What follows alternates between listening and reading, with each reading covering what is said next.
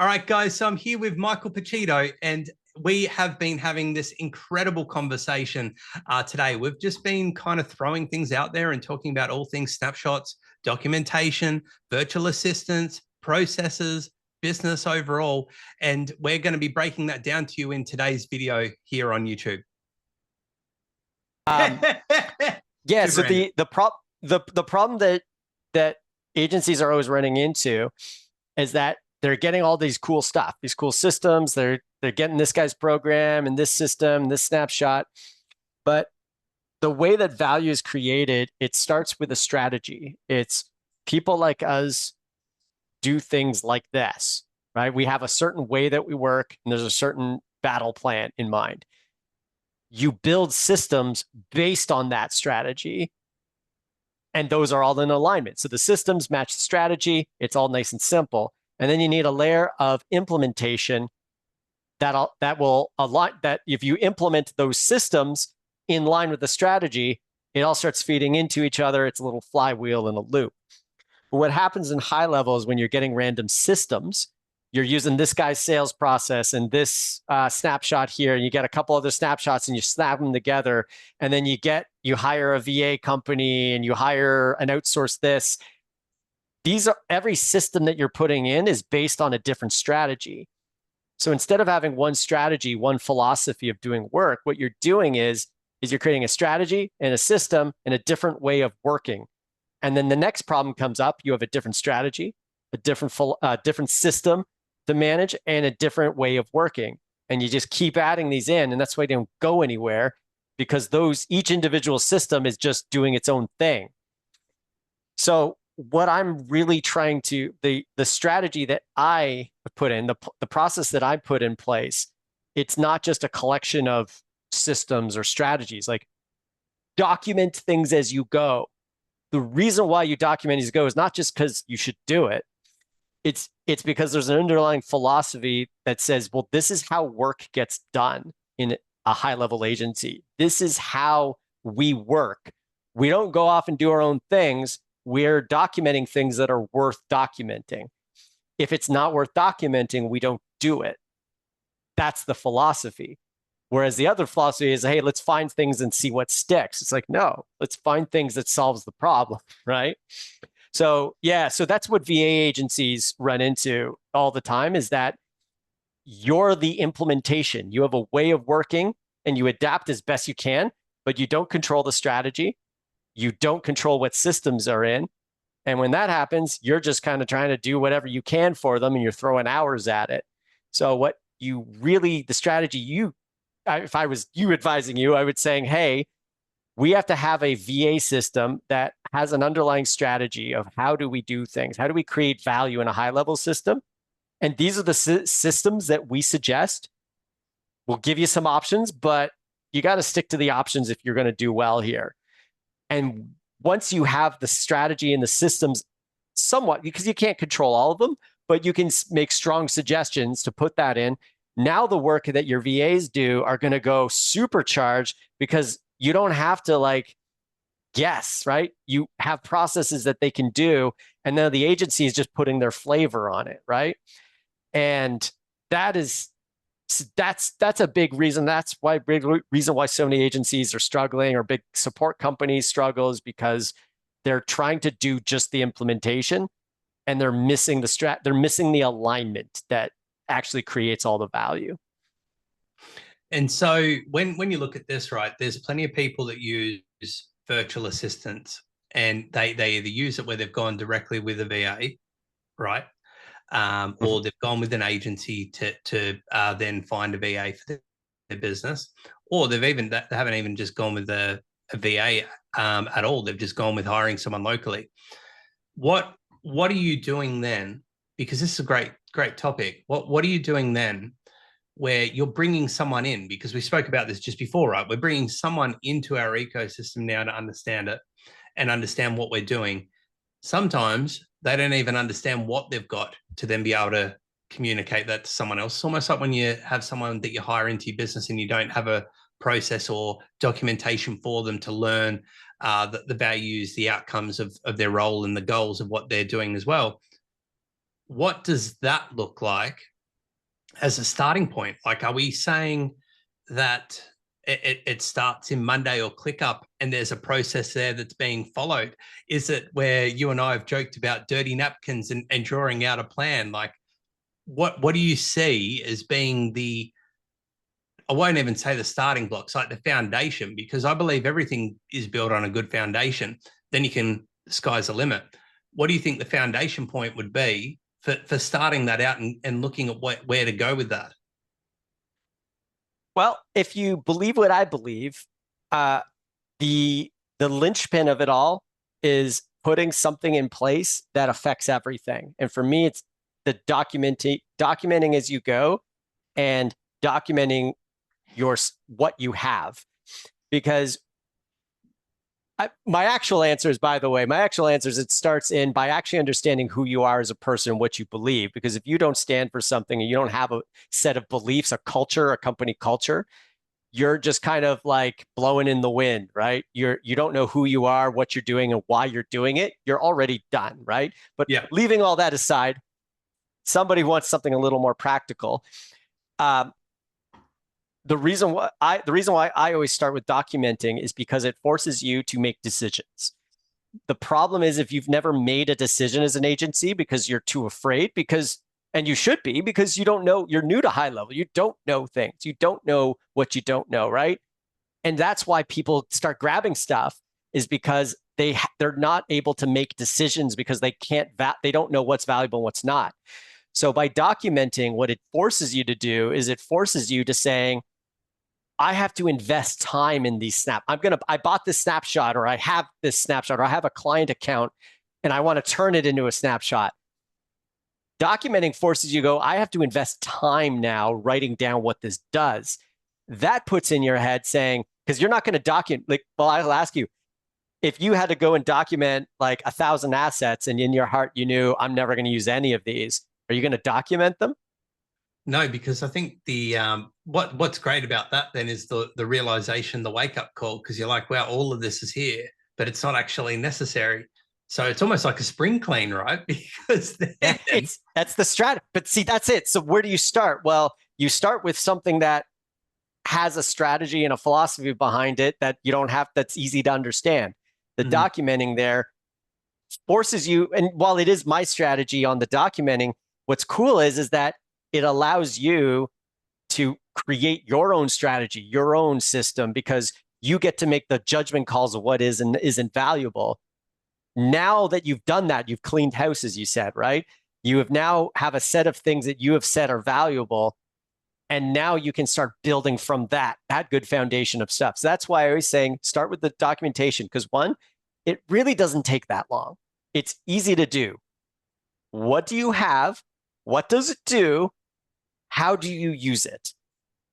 That's what you get. And now if you get that, now you have something that you can build on. Now you have things that either work or they don't work. There's problems to be solved. Solve those problems. And once you've gone through that process, the focus just becomes so powerful, because you now have a list of everything that needs to be fixed, because you've documented things. You've also know what works and what doesn't. Now, when your VA comes in, you have a list of things for them to do. You have a list of goals to hit.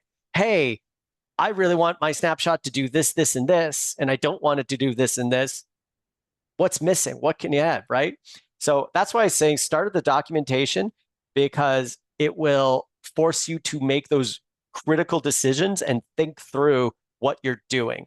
And if you think you already know what you're doing and you don't need to do all that, you probably aren't going to be in the problem that you're in. You probably aren't listening to this. You're probably executing. Yeah. But if you are feeling kind of stuck, you have to do something. You have to make that change and start making decisions in your business. And documentation is a nice, easy way to start. And I love this because you mentioned people starting out. But then even myself, I know I've been doing this for 5 years in this space of HighLevel. And I know other people that have been doing it that time, shorter times or longer times, but there's still that common problem that's in there. And so when we're talking about people that are already established in this space, Mike, what what are we looking at here? Are we looking at the same approach or a slightly different approach because we've now got assets inside our account? And so we're going, all right, we're still going to document this, but is it just going with the same process again, or is there a slight detour away? I'm so happy. So I'm chomping at the bit right now because you've just hit my passion point. Another part of my philosophy in the strategy of creating value in HighLevel is that a topic of scale. Now, scale isn't just systems. Scale is also your team. It's also being able to scale up the projects you do and all these other things.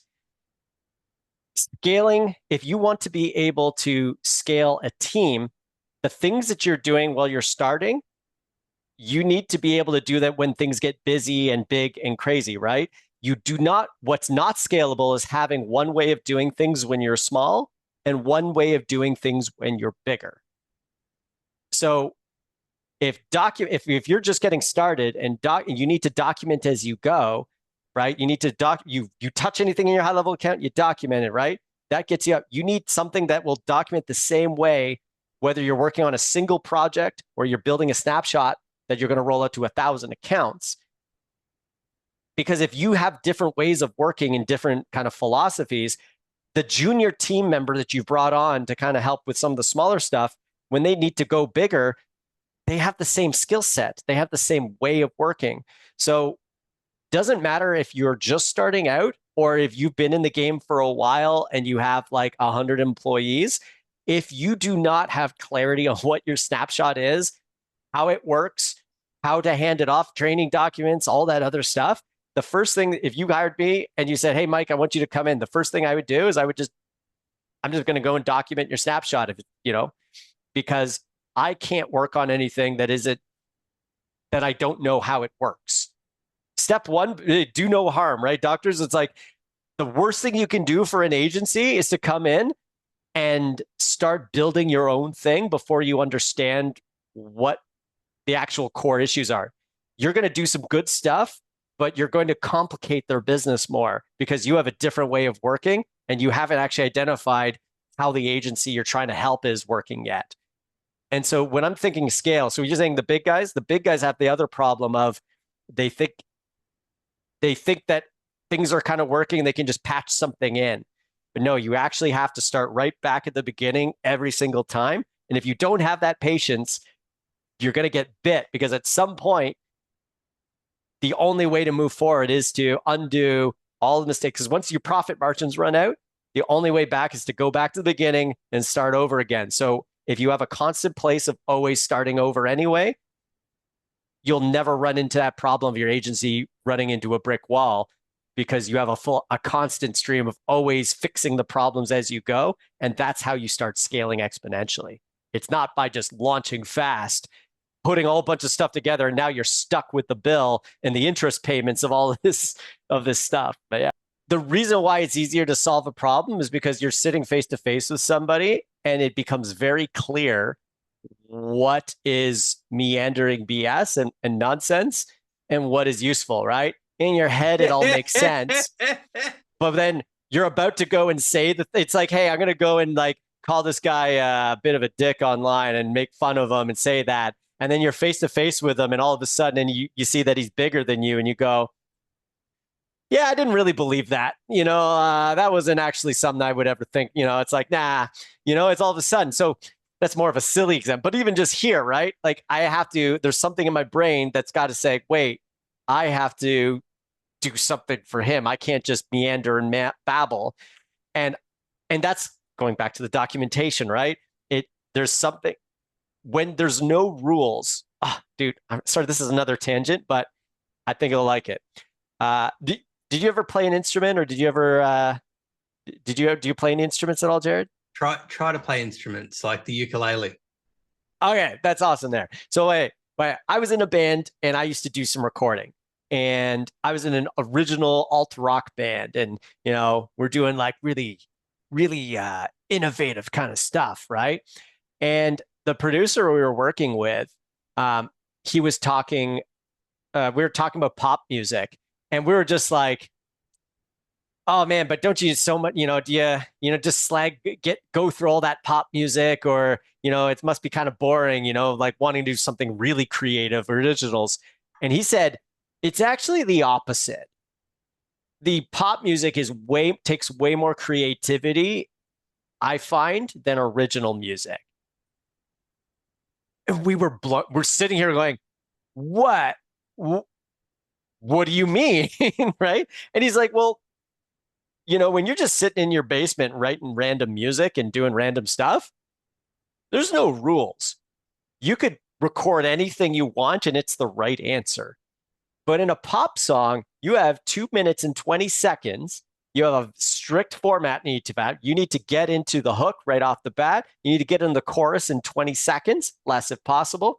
You have a format, boom, boom, boom, that you have to follow. And on top of that, you have to make this a number one hit, and it has to be different than everything else that came before it. And it's super formulaic. You know how much creativity it takes to solve that problem? It's hard.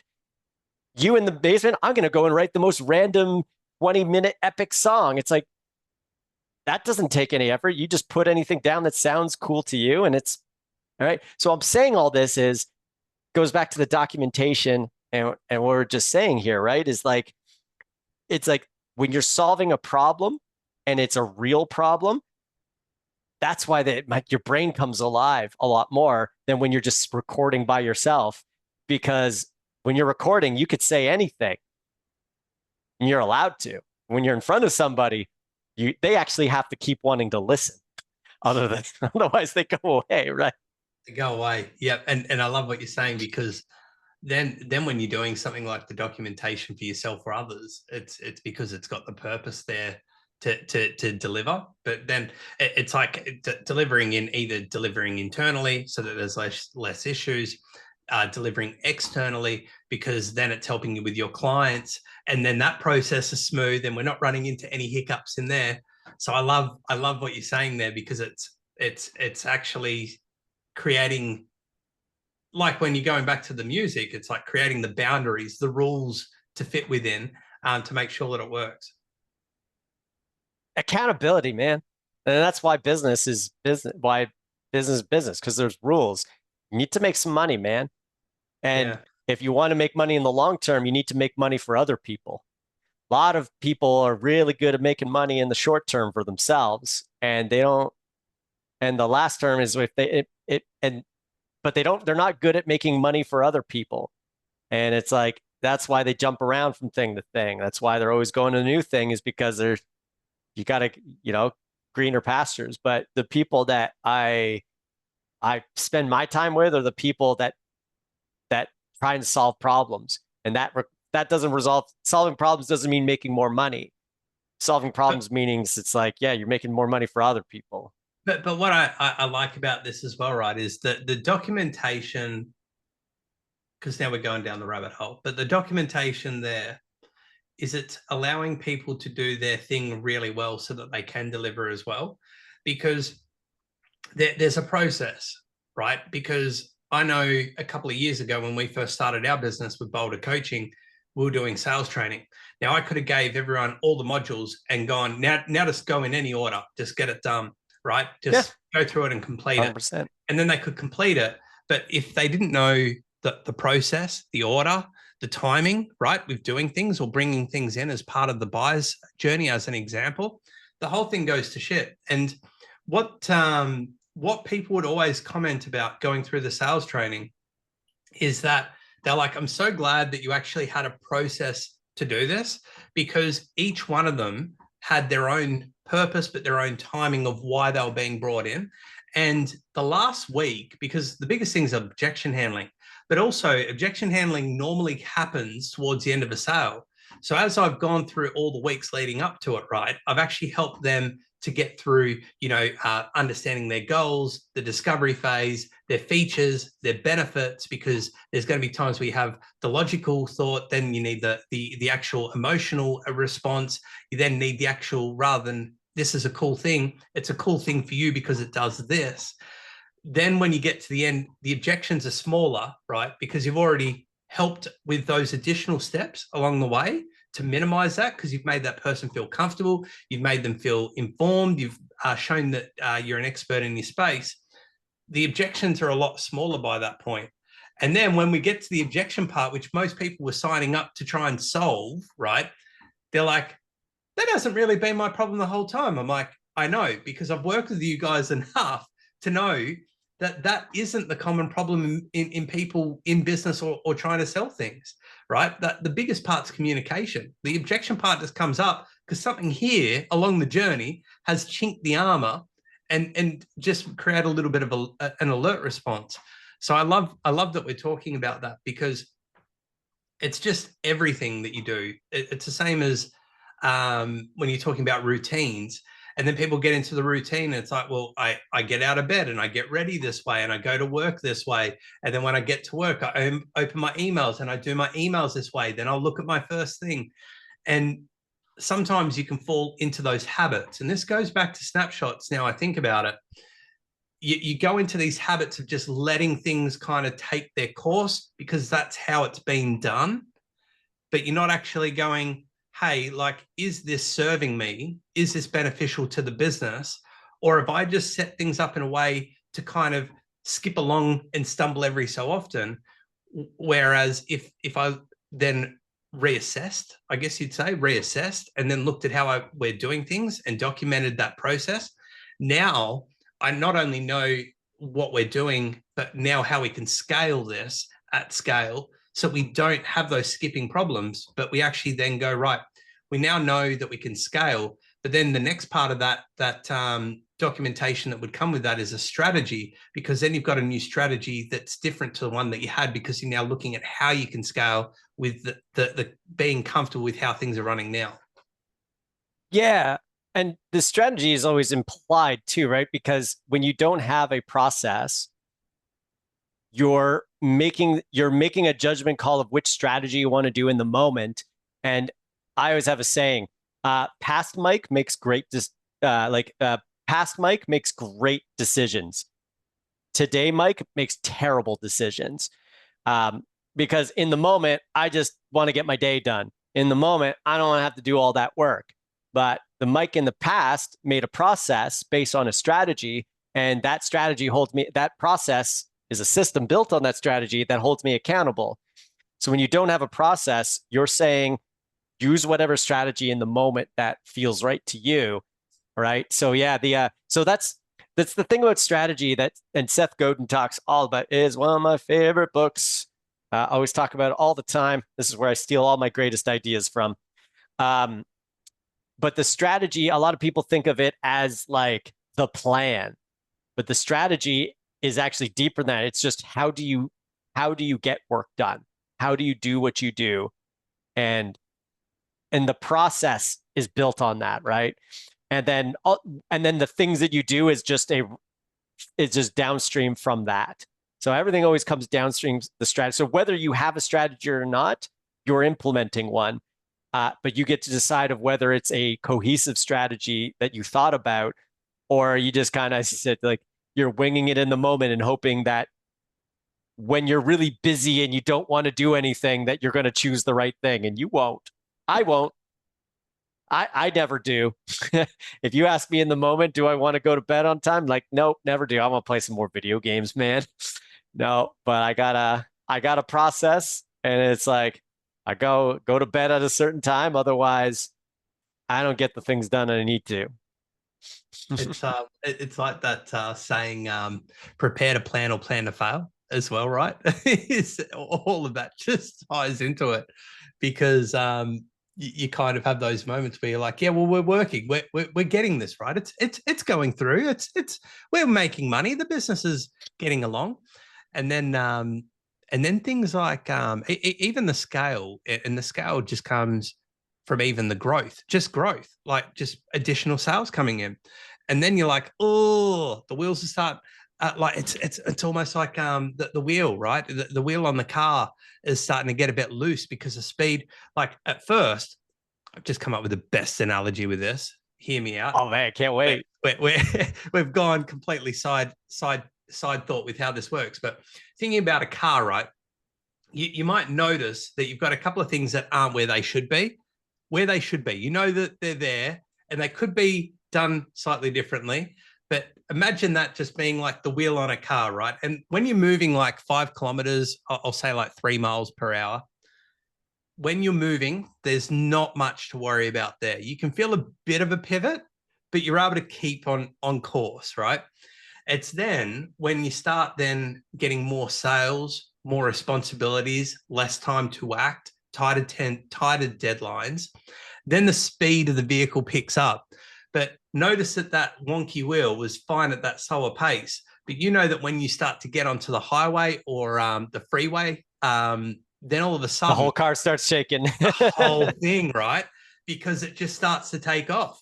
And then everyone's there going, well, this has become a big problem, but we're going too fast now. We can't stop. We've got to keep doing this. And then it keeps going. It keeps on reminding you that it's there until it actually comes off. That's when shit falls to plan. And there could be some dire consequences that I can't think of right now, but I'm sure you've seen.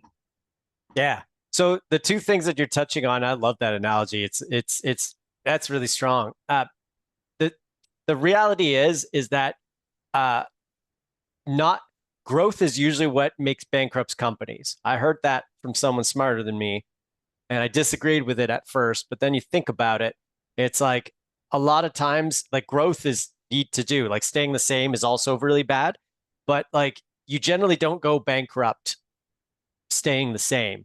You generally die a slow death, right? But you go bankrupt by growing too fast because you only go bankrupt when you can no longer handle things anymore. And so the analogy that you've brought up is very, very simple. It comes back to, again, the strategy. What's your strategy of dealing with problems? My strategy is that I'm going to just deal with them, and I'm just going to like put in the effort and put in the time and do that. That's the strategy that most people do. You launch something without thinking about it. You don't document, you don't do anything. You just launch it out, and then I'm just going to fix it as I go. But that strategy is predicated on you having more hours in the day than you have problems to fix. The problem is when you're dealing with high level, there is that wheel, that shaky wheel there. And as you get speed, it starts shaking more. The problems scale faster than you have hours in the day. So that strategy, that mindset of saying, I'm just going to go roll my sleeves up, take care of it, and do whatever I got to do to make it happen. That strategy is actually what's going to bankrupt you, because you're going to have success at the slow speeds. And then when you get to the fast speeds, the stakes are higher. You have people to feed, you have more costs, you have customers, you have every problem gets multiplied every customer, right?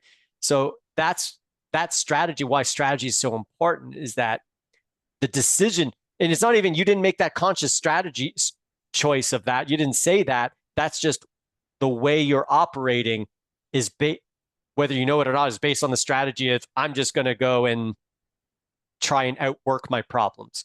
But it doesn't happen. Otherwise, we'd see a lot more people being successful with that. Yeah, I agree, right? Because it's almost like the same thought when people say that if it was easy, everyone would do it. Because business, it really does. I say this in tongue in cheek, but it brings out you need to be a crazy person. You need to be able to go, you know what? I like that there's odds against me, because there are odds against me, but I also believe or back in myself enough to know that I'm capable of doing that. Or it even comes down to your values and how you feel about yourself. And you're like, I actually deserve that. That's why I'm doing this. This is why I'm creating this. And then that for me is the biggest driver. Because I'm telling you, Mike, I'm like a pit bull. When I go, I'm doing this, I'm all in when I'm doing it. So I just grab on to the leg of that thing that I'm trying to do, and I don't let go until it's done. And when you've got that kind of drive and value to succeed, that whether you succeed at 100% or you succeed at 20%, you're failing forward, you're learning as you go, rather than falling back and retreating and then having to almost have that starting block back at the start again, right? Because you've actually gone, bang, all right, that wasn't quite how we needed it to go, but I stuck it in there, and now I've progressed further again.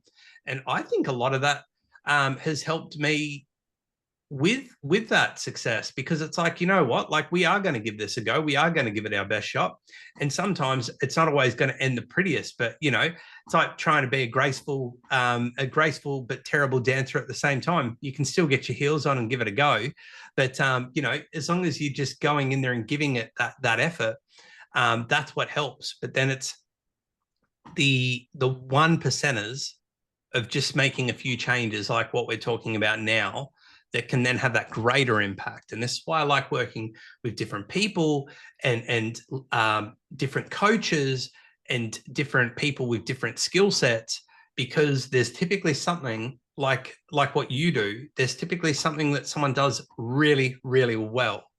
And why take longer, or why have more costs involved to try and get there, when you can learn from people that are already that have already, one or two things, they've already done it or they're continually doing it, so that way you're speeding up the process. And like, I had a skincare business. I knew nothing about skincare. I hired someone that literally had a product that was in all the local supermarkets around Australia, because I was like, you know what? I don't know how to make this stuff, but I'm going to pay that person to learn from that person so that I can create this product. And I created a product that was then done in 6 months. But I know the issues, the learnings, the setbacks, the money that would have been involved on top of if I didn't just engage with Michelle to teach me to be able to do that, right? And so that's been my thought process when we're talking about Curl and Ray and people like that. That's been my thought process since 2016, right? Where I was starting to get into business and understand these things, is I was going, I didn't know this stuff, but this person knows this stuff and can help me with that. And then you level up. Then what's cool about that is, you know, that stuff. You now know something that you didn't know that you can now not only implement, but here's a really cool part, is then you can help others with that as well, and then pass that information on. Like, I know that there's still stats from 2016 when I met Kerwin that I still use to this day. I probably use one of his things at least once a week, right? And those are the things that they're the things that you're learning. They're the people that you're interacting with to help you to be a better person across the board, to get your time back, so that you don't have to do 80 hours a week, that you can delegate and run things better and streamline processes.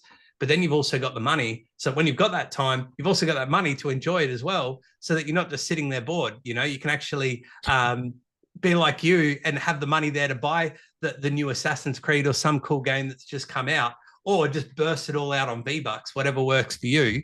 But you're not there having a sad time getting by. You're actually then with your time having a good time with the money that you've created with the wealth as well. I'll eat a lot of sushi. Well, a lot of sushi and dim sum while I'm gaming. There we go. That would be.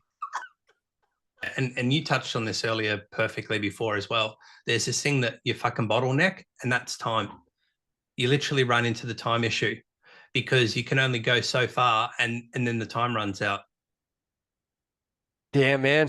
Yeah, I have a very weird relationship with time, but yeah, it's time just flies. And you can do 80 hours a week, but the thing is, you can only do it so long. It's not sustainable to run at that crazy pressure of go, go, go, go, go. And I've burnt myself out in the past by doing that. So, you know, and this is why I love this conversation of talking about that, because sometimes you don't realize you're doing it, and you're like, I just need to hold in there. I just need to go. I just need to go and go and go. And you keep on doing it. And it's a bit like the wonky wheel analogy. And then it gets too fast. And if you don't give yourself that time to break, to rest, or take a break is what I meant, or delegate so that you can free up that time, right? Or set up HighLevel is an incredible tool. Automate those things that might be things that you're manually doing right now to try and get some of that time back, or you're doing manual outreach, right, to try and drum up more work. Well, you could get your time back then by running ads. They're the things that are the foundational blocks that then help you to then build upon that. At the start, though, as you know, Mike, it is tough. It is so tough, because you don't have money, but you've got time. And so you've got to wear the hats of everything to start off with, because there's you. But this is why also I love that we offer virtual assistants, because I remember when I was struggling and I brought RJ in, and RJ came into my business purely as an appointment setter. I had too many leads. I had too much going on. And I'm just like, there's too much going on here. We're running these weekly webinars and we've just got too many people that we're trying to have these combos with. I don't have time to qualify these people to even make sure that it's worth me jumping on a call for anywhere from half an hour to an hour. And so I need to bring someone in. And so I engaged with an agency all those years ago, right? To then have RJ, and he's like, "Hello, sir. Nice to meet you today." You know, Sir, very, yeah.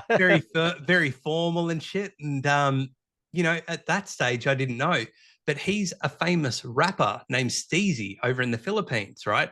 So he has these incredible songs. I'll send you some so you can check it out. But he's got these incredible songs. He raps. He's got his own t-shirt design business that he operates in the little suburb that he lives in with other people that live around the area.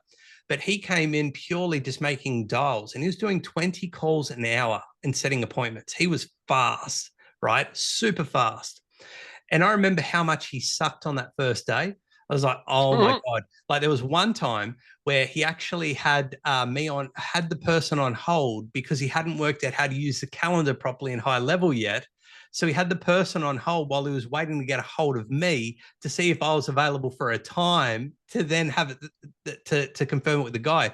The guy literally sat on the phone on hold for that whole time. And here I am listening to the recording going, what the hell is going on? Is this guy seriously on hold this whole time? So Google Doc comes out. I'm documenting everything. I'm like, all right, so here we had this call with this person. Da, da, da.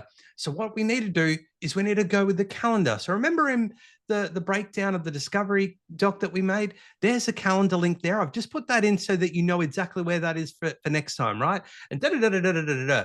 But then this falls into documenting as well. Then the next day, fire, like got it, ran with it, absolutely massive improvements.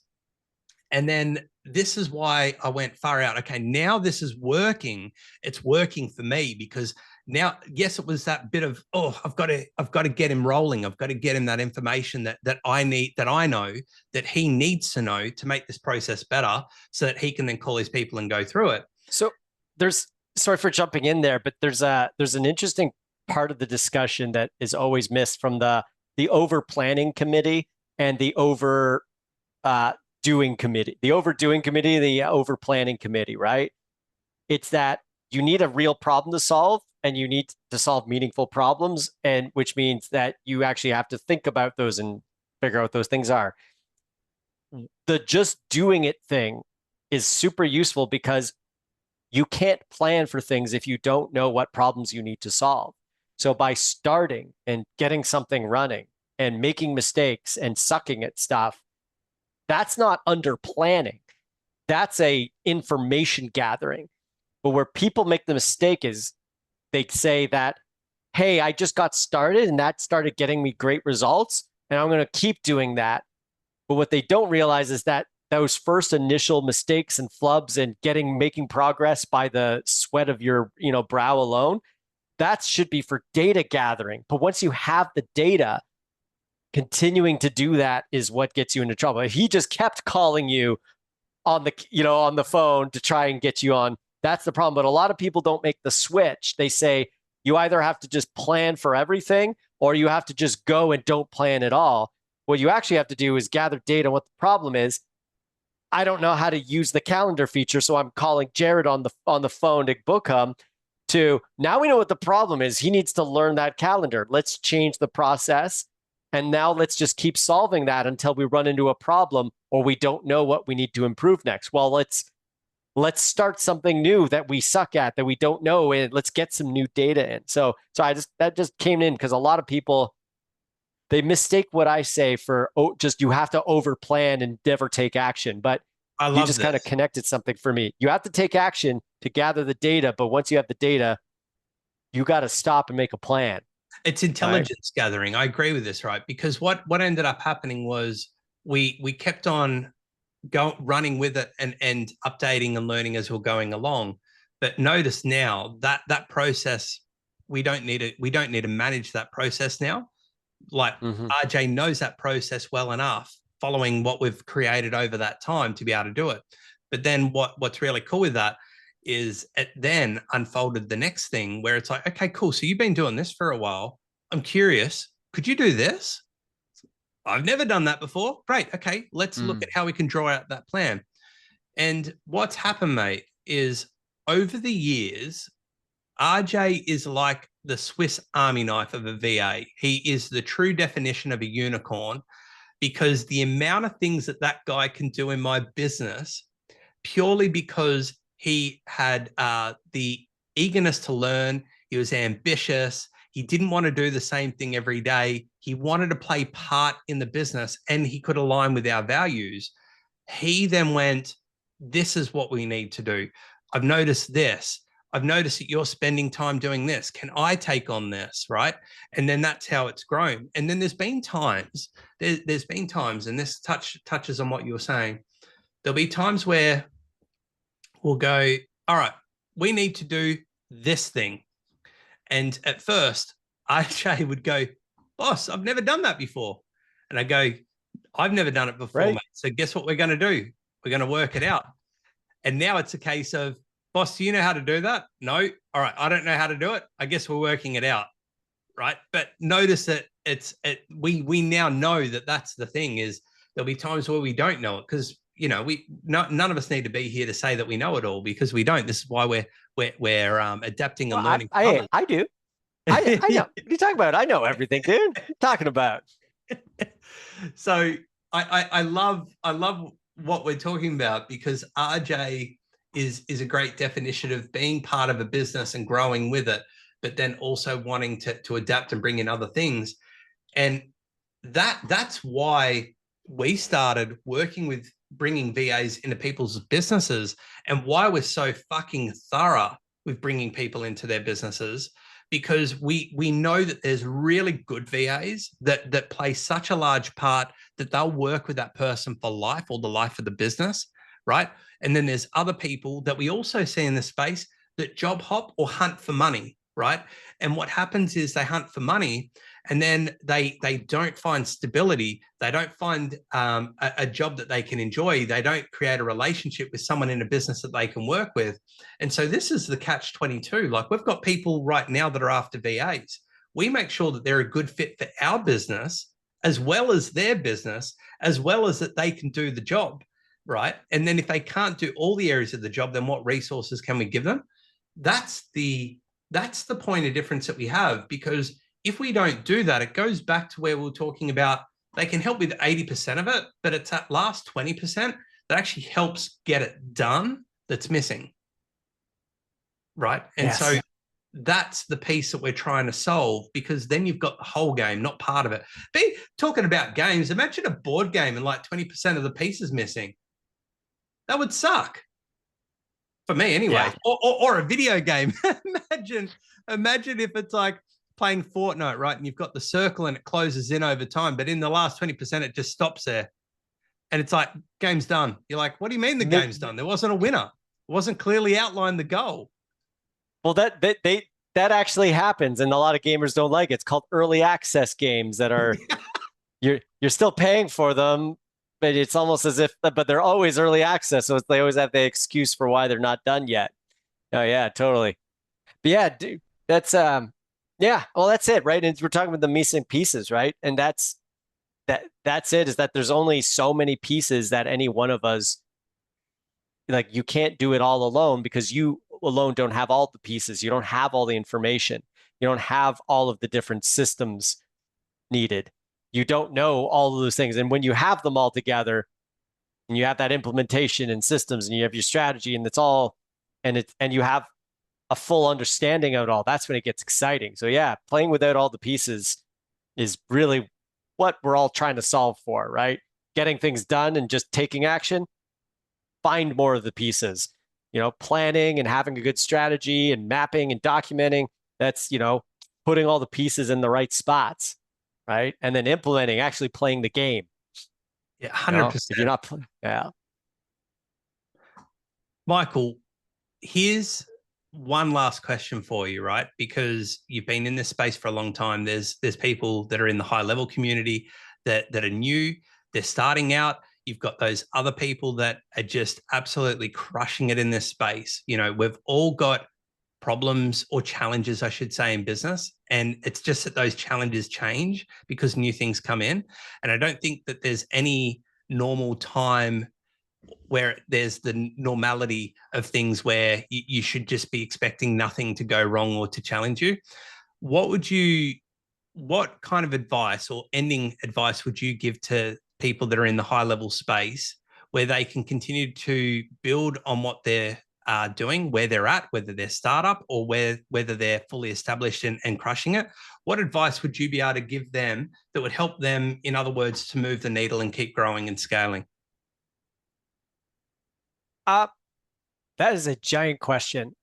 Number one is you have to be you really need to know who you are and what you're about. If you don't have a North Star on why you're doing it, and it's very easy to fall in the trap of saying, I do it because I care about people or because I want to help. Those are good places to start the thinking about it, but you need to really know why you're doing it on an actually deep level and not just something that sounds really nice. And when you have that drive, that reason why you get up every single morning and why it's actually worth doing the stuff that you don't want to do, then you can really get to work. Then you can put your full heart into something. And when you're getting started, you need to pick one thing in high level and you need to find out how it works. You need to implement it for yourself, for one of your clients, or for some charity, nonprofit for free. Whatever you got to do is you need to find out what actually works and creates value for someone. And then you need to write down what that thing is and how it works. And if you need help with that, I have a great free training that I give to everybody. It's the 5 basic skills of how to actually make value happen in high level. If it's not a big strategy thing, it's not a big mindset thing, it's just the practical skills so that everything that you do will be documented, will last forever, and you'll be kind of like the business that I helped with, like with Johan and White Label Suite, where I did work for them that to this day, 5 years later, they're still using today. And if you want to do that sort of work, yeah, that's the way to do it, is to find out why you want to do it and then go out and start doing it and doing it right. And I love this, mate. I'm very excited because I'm going to be grabbing that link so that we can share that in our socials. I know that you've spoken about amazing people like Johan and Walt from White Label Suite as well, who are super credible in this space. And so I want to thank you for the chinwag and the conversation that we've been able to have today, mate. It's always fun speaking with you because of what you bring to the table. But I'm really looking forward to watching your growth, what you're doing in the community, how we can have our involvement and continue these conversations like this. So I just want to say thank you for that. Oh, my pleasure, man. You keep inspired me, dude, and making me want to do more. So thank you so much. Awesome, man.